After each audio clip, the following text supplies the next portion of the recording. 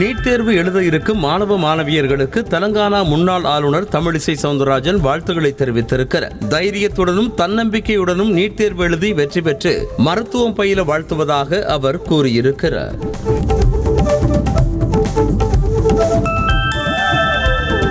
நாட்டில் 3ஆம் கட்ட மக்களவை தேர்தலுக்கான பிரச்சாரம் இன்று மாலையுடன் நிறைவு பெறுகிறது. 12 மாநிலங்கள் மற்றும் யூனியன் பிரதேசங்களை உள்ளடக்கிய 95 மக்களவை தொகுதிகளுக்கான வாக்குப்பதிவு வரும் செவ்வாய்க்கிழமை நடைபெறுகிறது. உத்தரப்பிரதேச மாநிலம் கான்பூரில் பிரதமர் மோடி ரோட் ஷோ மூலமாக தீவிர வாக்கு சேகரிப்பில் ஈடுபட்டார். பிரதமர் மோடிக்கு பாஜக தொண்டர்கள் உற்சாக வரவேற்பு அளித்தனர். அவருடன் உத்தரப்பிரதேச முதலமைச்சர் யோகி ஆதித்யநாத்தும் உடன் சென்று வாக்கு சேகரித்தார்.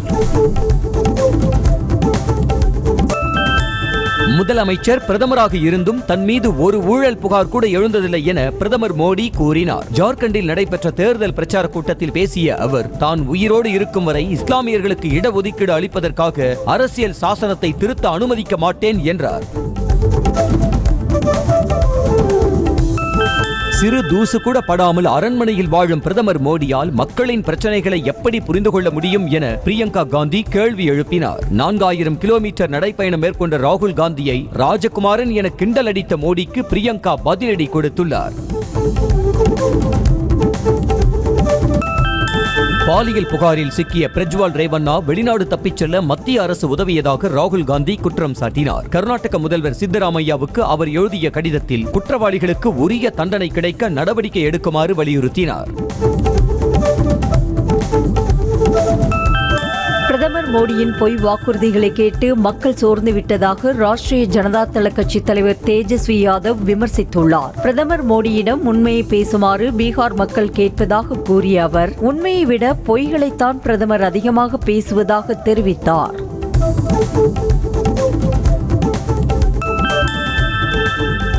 ஹிமாச்சல பிரதேசத்தின் ஹமீர்பூர் தொகுதியில் மத்திய அமைச்சர் அனுராக் தாக்கூர் பிரச்சாரம் மேற்கொண்டார். அப்போது அந்த பகுதியில் உள்ள ஜிம்மில் உடற்பயிற்சி செய்து இளைஞர்களிடம் வாக்கு சேகரித்தார். மத்திய பிரதேச மாநிலம் குனா மக்களவை தொகுதியில் மத்திய அமைச்சரும் பாஜக வேட்பாளருமான ஜோதிராதித்ய சிந்தியாவிற்காக அவரது மகன் மகா நாராயணன் சிந்தியா தேர்தல் பிரச்சாரம் மேற்கொண்டார். அப்போது அவர் ஷேக்பூர் கிராமத்தில் பழங்குடியினருக்கு உணவு சமைத்து கொடுத்து வாக்கு சேகரித்தார்.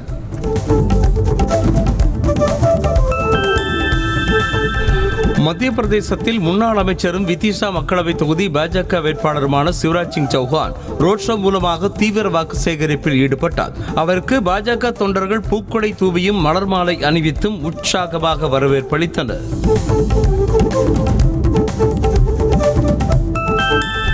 ஜார்க்கண்டில் காண்டி சட்டமன்ற இடைத்தேர்தலில் போட்டியிடும் முன்னாள் முதல்வர் ஹேமந்த் சோரனின் மனைவி கல்பனா சோரன் தீவிர வாக்கு சேகரிப்பில் ஈடுபட்டார். ஜார்க்கண்டில் மக்களவைத் தேர்தலோடு சேர்ந்து காண்டி சட்டமன்ற தொகுதிக்கு வரும் 20ஆம் தேதி இடைத்தேர்தல் நடைபெறுகிறது.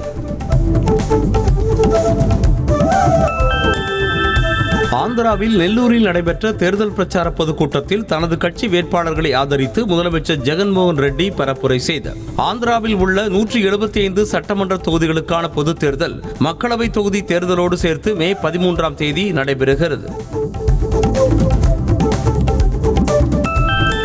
ஜம்மு காஷ்மீரின் பூஞ்ச் மாவட்டம் சாஷிதார் அருகே இந்திய விமானப்படையின் வாகன கான்வாய் மீது பயங்கரவாதிகள் நடத்திய தாக்குதலில் வீரர் ஒருவர் உயிரிழந்தார். இந்த தாக்குதலில் விமானப்படை வீரர்கள் 5 பேர் காயமடைந்தனர். சிகிச்சையில் உள்ள 4 வீரர்களில் மேலும் ஒருவர் அபாய கட்டத்தில் உள்ளதாக கூறப்படுகிறது.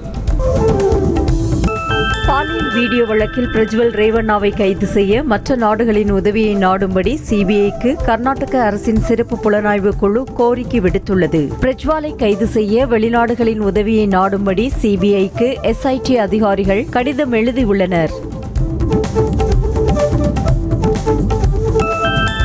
கர்நாடக மாநிலத்தை உலுக்கி வரும் பாலியல் வீடியோ வழக்கு தொடர்பான ஆழ்கடத்தல் புகாரில் முன்னாள் பிரதமர் தேவேகவுடாவின் மகனும் எம்எல்ஏவுமான எஸ்டி ரேவண்ணா பெங்களூருவில் வைத்து கைது செய்யப்பட்டிருக்கிறார். இதனைத் தொடர்ந்து சிறப்பு புலனாய்வு பிரிவு போலீசார் அவரை கஸ்டடியில் எடுத்து விசாரணை மேற்கொண்டு வருகின்றனர்.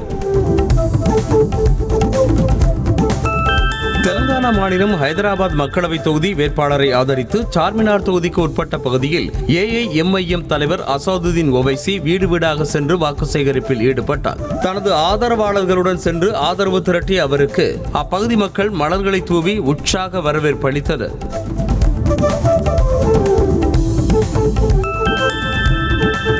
உத்தரப்பிரதேச மாநிலத்தில் தேர்தல் பிரச்சாரம் மேற்கொண்டிருக்கும் பிரதமர் மோடி இன்று இரவு 7 மணியளவில் அயோத்தியில் உள்ள பாலராமர் கோவிலில் சிறப்பு தரிசனம் மற்றும் பூஜையில் ஈடுபடுகிறார். ராமர் கோவில் தரிசனத்திற்கு பிறகு அவர் அயோத்தியில் ரோட் ஷோ மூலமாக வாக்கு சேகரிப்பில் ஈடுபட உள்ளார்.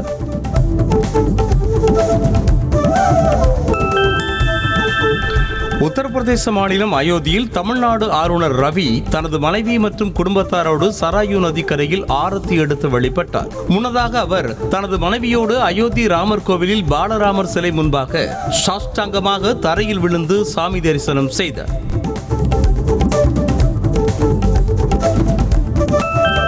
தமிழ்நாட்டில் சனிக்கிழமையன்று 16 இடங்களில் 100 டிகிரி ஃபாரன்ஹீட் தாண்டி வெப்பம் பதிவானது. கரூர், பரமத்தி, ஈரோடு, வேலூரில் 110 டிகிரி ஃபாரன்ஹீட் வெப்பம் கொளுத்தியது. அதற்கு அடுத்தபடியாக திருச்சி, திருத்தணி, திருப்பத்தூர், மதுரை, தர்மபுரி, சென்னை உட்பட 16 இடங்களில் வெப்பம் 100 டிகிரிக்கு மேல் பதிவானது.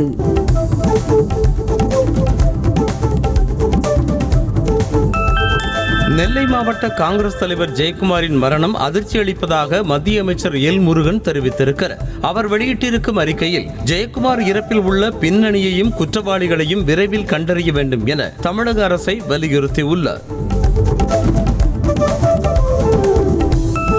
ஜாஃபர் சாதிக்குடன் 10 ஆண்டுகளாக பழகியதாகவும் அவர் செய்த தவறில் தனக்கு எந்தவித தொடர்பும் இல்லைடா வெண்ணைகளா என தைரியமாக சொல்ல முடியும் எனவும் இயக்குனர் அமீர் ஆவேசமாக தெரிவித்திருக்கிறார். உயிர் தமிழுக்கு என்ற திரைப்படம் தொடர்பாக சென்னையில் செய்தியாளர்களை சந்தித்த அவர் குற்ற பின்னணியில் இருப்பவரை நம்பி தாம் வாழவில்லை என்றார். திருவண்ணாமலை மற்றும் அதன் சுற்றுவட்டார பகுதிகளில் பலத்த காற்றுடன் கூடிய மழை பெய்தது. கடந்த 1 மாத காலமாக வெயிலின் தாக்கம் கடுமையாக இருந்து வந்த நிலையில் திடீரென பெய்த மழையால் குளிர்ச்சியான சூழல் நிலவியது. இதனால் பொதுமக்கள் மற்றும் விவசாயிகள் மகிழ்ச்சி அடைந்தனர். கொடைக்கானல் பகுதியில் நீண்ட நாட்களுக்கு பிறகு சாரல் மழை பெய்ததால் சுற்றுலா பயணிகள் மகிழ்ச்சி அடைந்தனர். கடந்த சில நாட்களாக வெயில் வாட்டி வதைத்து வந்த நிலையில் மூஞ்சிக்கல், நாயுடுபுரம், அண்ணாநகர், செண்பகனூர் உள்ளிட்ட இடங்களில் மழை பெய்தது. திண்டுக்கல் மாவட்டம் கொடைக்கானலில் பெய்த மழையால் மரம் சரிந்து சாலையில் சென்ற கார் மீது விழுந்ததில் காரின் முன்பக்க கண்ணாடி உடைந்து சேதமானது. மேலும் மின்கம்பிகள் அறுந்து விழுந்த நிலையில் நீண்ட தூரத்திற்கு வாகனங்கள் வரிசை கட்டி நின்றன. வெளி மாவட்டங்களில் இருந்து வரும் சுற்றுலா வாகனங்களுக்கு வரும் 7ஆம் தேதி முதல் இ-பாஸ் கட்டாயம் என நீலகிரி மாவட்ட ஆட்சியர் அருணா தெரிவித்திருக்கிறார். இது தொடர்பாக செய்தியாளர்களை சந்தித்த அவர் இ-பாஸ் பதிவு செய்வதற்காக புதிய இணையதள சேவை அறிமுகப்படுத்தப்பட உள்ளதாக கூறினார்.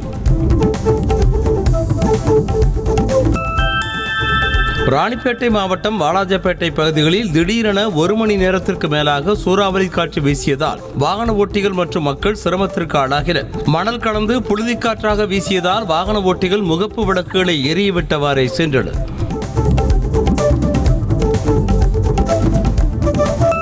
மின் இணைப்பில் ஏற்பட்ட பழுதின் காரணமாக மின்சாரம் துண்டிக்கப்பட்டதால் சுமார் 2 மணி நேரத்திற்கு மேலாக செங்கல்பட்டு ரயில் நிலையம் இருளில் மூழ்கியது. இதன் காரணமாக செங்கல்பட்டில் இருந்து சென்னை பீச் செல்லக்கூடிய மின்சார ரயில்கள் சுமார் 15 நிமிடங்கள் காலதாமதமாக சென்றதால் பயணிகள் சிரமத்திற்கு ஆளாகினர். ஈரோடு மாவட்டம் தாளவாடி மற்றும் சுற்றுவட்டார பகுதிகளில் இடியுடன் கூடிய கோடை மழை பெய்தது. தாளவாடியை சுற்றியுள்ள இக்கலூர், சிக்கள்ளி, நெய்த்தாலபுரம், சூசேபுரம், கரடிவாடி உள்ளிட்ட கிராமங்களில் இரவில் பெய்த மழையால் வெப்பம் தணிந்தது. திருவண்ணாமலை மாவட்டம் ஆரணி பகுதியில் மாலை நேரத்தில் திடீரென சூறைக்காற்று வீசியதால் சாலையோரங்களில் அனுமதியின்றி வைக்கப்பட்டிருந்த பேனர்கள் சாலையில் சாய்ந்தன. வெயிலின் தாக்கம் அதிகரித்திருந்த நிலையில் நீண்ட நாட்களுக்கு பிறகு குளிர்ந்த காற்று வீசியது. திருப்பத்தூர் மாவட்டம் ஜோலார்பேட்டை பேருந்து நிலையத்தில் திறக்கப்பட்ட நீர்மோர் பந்தலில் காணாமல் போன 25 லிட்டர் கொள்ளளவு கொண்ட 2 காலி தண்ணீர் கேன்களை கண்டுபிடித்து தரக்கோரி தேமுதிகவினர் போலீசில் புகார் அளித்துள்ளனர். கடலூர் மாவட்டம் விருத்தாச்சலம் அருகே NLC வடிநீர் ஏரியில் குளித்த 18 வயதான மாணவர் தண்ணீரில் மூழ்கி உயிரிழந்தார். வடக்கு வெள்ளூர் கிராமத்தைச் சேர்ந்த விஸ்வா தனது நண்பரோடு சென்று NLC வடிகால் ஏரியில் குளித்தபோது நீரில் மூழ்கி உயிரிழந்தார். அவருடைய உடலை தீயணைப்பு வீரர்கள் தேடி வருகின்றனர். தருமபுரி மாவட்டம் ஒண்டியூரில் கடனை திருப்பித் தராத சொந்த மச்சானை கடத்திய மாமன் உள்ளிட்ட 5 பேரை போலீசார் கைது செய்தனர். மாதேஷ் என்பவரிடம் வாங்கிய 34 லட்சம் ரூபாயை திருப்பிக் கொடுக்காமல் காலம் தாழ்த்தியதற்காக காரில் கடத்தி சென்று தங்கும் விடுதியில் அடைத்து வைத்து மிரட்டியதாக பாலாஜி புகார் அளித்தார். தென்காசி அடுத்த கிளங்காடு ஊராட்சி மன்ற தலைவரை பெண் மூலமாக 20 லட்சம் ரூபாய் பணம் கேட்டு மிரட்டி கொலை செய்ய முயற்சித்ததாக இந்து மக்கள் கட்சி மாவட்ட தலைவர் உள்ளிட்ட 7 பேரை போலீசார் கைது செய்தனர். ஊராட்சி தலைவர் சந்திரசேகருக்கும் இந்து மக்கள் கட்சி நிர்வாகி கண்ணனுக்கும் இடையே உள்ளாட்சி தொடர்பான மோதல் இருந்து வந்ததாக கூறப்படுகிறது. திருத்தணியில் சாலையோர வியாபாரிகளிடம் 100 ரூபாய் வரை நகராட்சி ஊழியர்கள் சுங்க கட்டணம் வசூலிப்பதற்கு எதிர்ப்பு தெரிவித்து ஆணையர் அருளிடம் அதிமுக எம்பி கோ ஹரி மனு கொடுத்தார். அப்போது செய்தி சேகரிக்க சென்ற செய்தியாளர்களை வெளியே போங்கள் என ஆணையர் கூறியதால் சலசலப்பு ஏற்பட்டது. புதுச்சேரி கருவடிக்குப்பத்தில் திருமணம் செய்ய மறுத்த பெண்ணுக்கு கொலை மிரட்டல் விடுத்ததாக இளைஞரை போலீசார் கைது செய்தனர். அருண் என்ற அந்த இளைஞர் தனது பழக்கடைக்கு எதிரே பழக்கடை நடத்தி வரும் 21 வயதான இளம் பெண்ணிடம் திருமணம் செய்து கொள்ளும்படி மிரட்டியதாக போலீசில் புகார் அளிக்கப்பட்டது. புதுக்கோட்டை மாவட்டம் தென்னம்பாடியில் சாலையில் நடந்து சென்று கொண்டிருந்த ITI கல்லூரி மாணவனிடமிருந்து பட்டப்பகலில் செல்போன் பறிக்கப்பட்டது. பைக்கில் சென்ற 3 பேர் அவனுடைய கையில் இருந்த செல்போனை பறித்து செல்லும் CCTV காட்சி வெளியாகியுள்ளது. ராணிப்பேட்டை மாவட்டம் சோளிங்கர் பாட்டிக்குளம் பேருந்து நிறுத்தம் அருகே குறுகிய சாலையில் சென்ற கண்டெய்னர் லாரியும் அரசு பேருந்தும் ஒன்றோடு ஒன்று உரசியபடி நின்றன. இதனால் சாலையில் வாகனங்கள் அணிவகுத்து நின்ற நிலையில் மெதுமெதுவாக நகர்த்தி லாரியும் பேருந்தும் மீட்கப்பட்டன.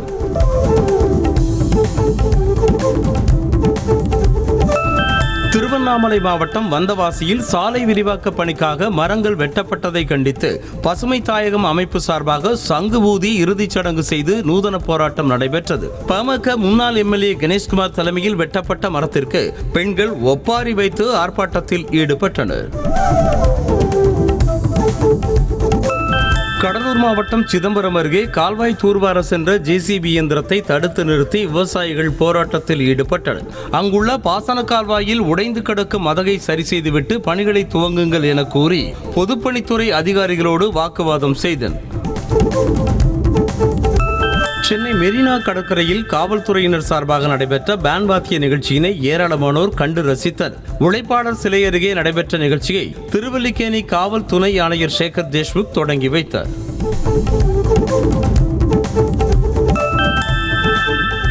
வேலூர் மாவட்டம் குடியாத்தம் கங்கையம்மன் கோவில் சிரசு திருவிழா பாதுகாப்பு குறித்த ஆலோசனை கூட்டம் கோட்டாட்சியர் தலைமையில் நடைபெற்றது. இந்த கூட்டத்தில் குடியாத்தம் MLA, நகர்மன்ற தலைவர், போலீஸ் அதிகாரிகள் உள்ளிட்டோர் கலந்து கொண்டனர்.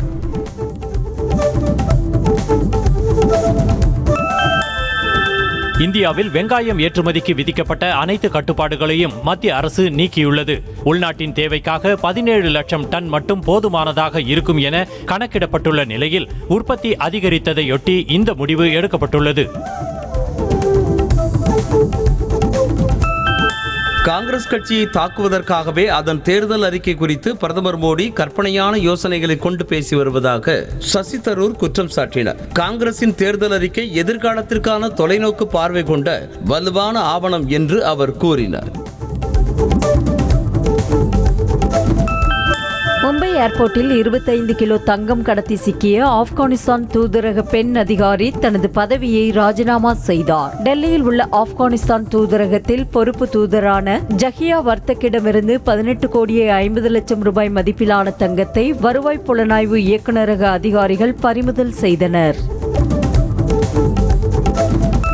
டெல்லியில் BMW சொகுசு காரில் இருந்து 2 கோடி ரூபாய் பணத்தை தேர்தல் பறக்கும் படையினர் பறிமுதல் செய்தனர். ஓக்லா தொழிற்பேட்டை பகுதியில் வாகன சோதனையின் போது காரில் 2 பெட்டிகளில் பணம் மறைத்து வைத்திருந்தது கண்டுபிடிக்கப்பட்டது. உரிய ஆவணங்கள் இல்லாததால் அந்த பணத்தை அதிகாரிகள் பறிமுதல் செய்தனர்.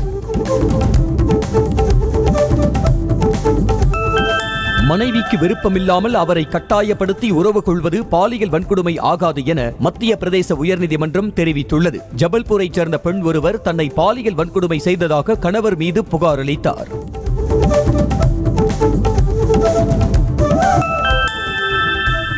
தெலங்கானா மாநிலம் ஹைதராபாத்தைச் சேர்ந்த இளைஞர் ஆங்கில எழுத்துக்களை கணினியில் பின்னோக்கி 2.88 வினாடிகளில் தட்டச்சு செய்து சாதனை படைத்திருக்கிறார். எஸ்கே அஸ்ரப் என்ற அந்த இளைஞரின் மின்னல் வேக சாதனையை வீடியோவாக பதிவு செய்து இன்ஸ்டாகிராம் பக்கத்தில் பதிவிடப்பட்டுள்ளது.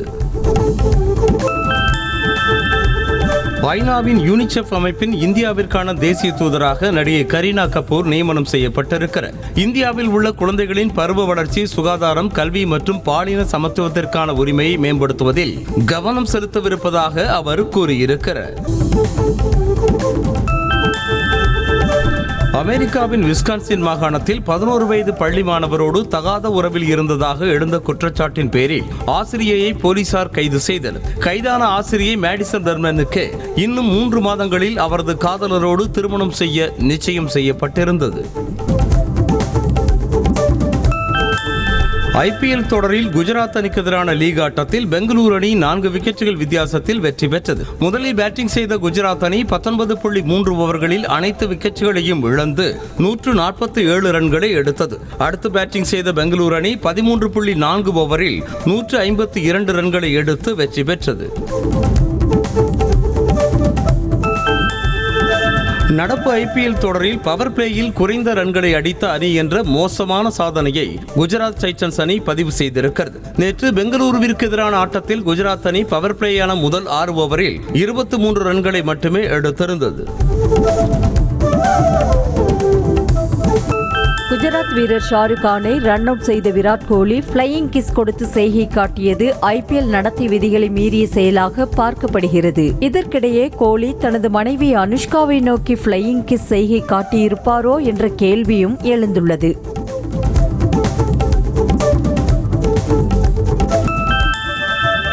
IPL தொடரில் இன்று 2 லீக் ஆட்டங்கள் நடைபெறவுள்ளன. பிற்பகல் 3:30 மணிக்கு நடைபெறும் முதல் போட்டியில் சென்னை பஞ்சாப் அணிகள் மோத உள்ளன. பின்னர் இரவு 7:30 மணிக்கு நடைபெறும் மற்றொரு போட்டியில் கொல்கத்தா லக்னோ அணிகள் பல பரீட்சை நடத்த உள்ளன.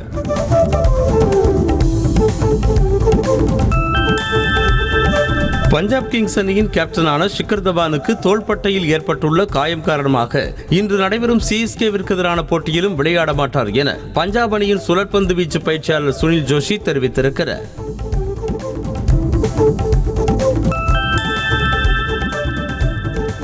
பாகிஸ்தானில் அடுத்த ஆண்டு நடைபெறவிருக்கும் சாம்பியன்ஸ் டிராபி கிரிக்கெட் தொடரில் பங்கேற்க BCCI மறுத்தால் அது இந்திய அணிக்கு பின்விளைவை ஏற்படுத்தும் என அந்நாட்டு அணியின் முன்னாள் வீரர் ரசித் லத்தீப் தெரிவித்திருக்கிறார். மேலும் ICC தொடர்களை மறுப்பது மிகவும் கடினமான ஒன்று எனவும் அவர் கூறியிருக்கிறார்.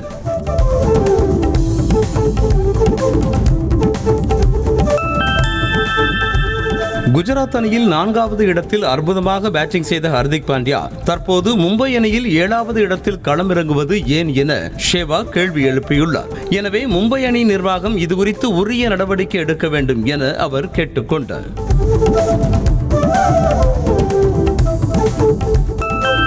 T20 உலகக்கோப்பை தொடர் நடைபெறும் வெஸ்ட் இண்டீஸ் மைதானங்கள் சுழலுக்கு அதிக சாதகமாக இருக்கும் என்பதால் எக்ஸ்ட்ரா ஸ்பின்னரை தேர்ந்தெடுப்பதற்காக ரிங்குவை தேர்வுக்குழுவினர் கலற்றி விட்டிருக்கலாம் என கங்குலி தெரிவித்திருக்கிறார். வரும் காலங்களில் ரிங்குவிற்கு அதிக வாய்ப்பு கிடைக்கும் என்று கூறினார்.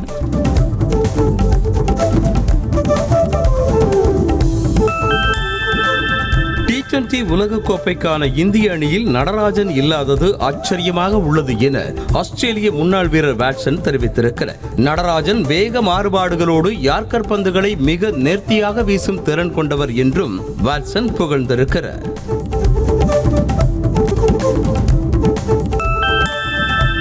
மாற்றம் அறக்கட்டளை தொடங்கிய நடிகர் ராகவா லாரன்ஸிற்கு வாய்ஸ் மெசேஜ் மூலம் ரஜினிகாந்த் வாழ்த்து தெரிவித்துள்ளார். அதனை தனது எக்ஸ் பக்கத்தில் பகிர்ந்த ராகவா லாரன்ஸ் தங்களின் வாழ்த்துக்களுக்கு மிக்க நன்றி என குறிப்பிட்டுள்ளார். இயக்குனர் அஸ்வத் மாரிமுத்து இயக்கத்தில் பிரதீப் ரங்கநாதன் கதாநாயகனாக நடிக்கும் புதிய படத்தின் டைட்டில் இன்று காலை 9 மணிக்கு வெளியாகும் என படக்குழு அறிவித்துள்ளது. AGS நிறுவனம் இந்த படத்தினை தயாரிக்கிறது.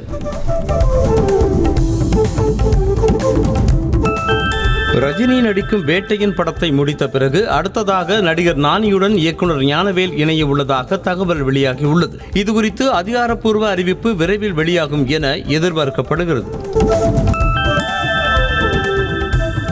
லைகா புரொடக்ஷன்ஸ் தயாரிக்கும் புதிய படத்தில் அனுபமா பரமேஸ்வரன் நடிக்க உள்ளதாக அந்த நிறுவனம் எக்ஸ் தளத்தில் போஸ்டரை பகிர்ந்துள்ளது. இப்படத்திற்கான ஃபர்ஸ்ட் லுக்கை நாளை மாலை 5 மணிக்கு வெளியிடப் போவதாகவும் குறிப்பிட்டுள்ளது.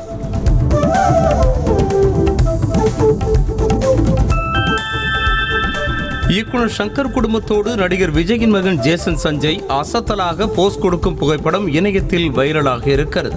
சங்கரின் மூத்த மகள் திருமண விழாவில் அவருடைய குடும்பத்தினர் நடத்திய சிறப்பு போட்டோ ஷூட்டில் ஜேசன் சஞ்சயும் இடம்பெற்றிருக்கிறார்.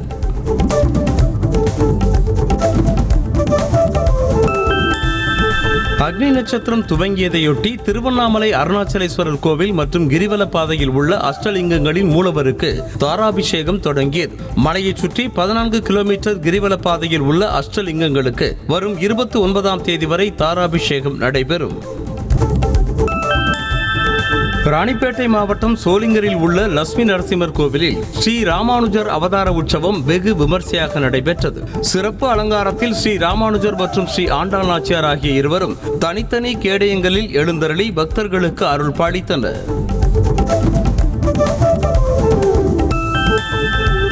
பிளே ஸ்டோரில் அரசின் அதிகாரப்பூர்வ செயலிகளை கண்டறியும் வசதியை கூகுள் நிறுவனம் இந்தியா உட்பட 14 நாடுகளுடன் இணைந்து கொண்டு வந்துள்ளது. பல போலி செயலிகள் பிளே ஸ்டோரில் காணப்படுவதால் அதிகாரப்பூர்வ செயலியின் அருகே மட்டும் அரசின் பேட்ஜ் காணப்படும் என கூகுள் தெரிவித்துள்ளது. பஜாஜ் ஆட்டோ நிறுவனம் பல்சர் NS 400Z என்ற தனது புதிய மாடலை அறிமுகம் செய்துள்ளது. இதுவரை இல்லாத மிகப்பெரிய பல்சர் மாடலாக அறிமுகம் செய்யப்பட்டுள்ள இதன் விலை 1,85,000 ரூபாயாக நிர்ணயம் செய்யப்பட்டது. இது பேர்ல், மெட்டாலிக், ஒயிட் உள்ளிட்ட 4 வண்ணங்களில் கிடைக்கும்.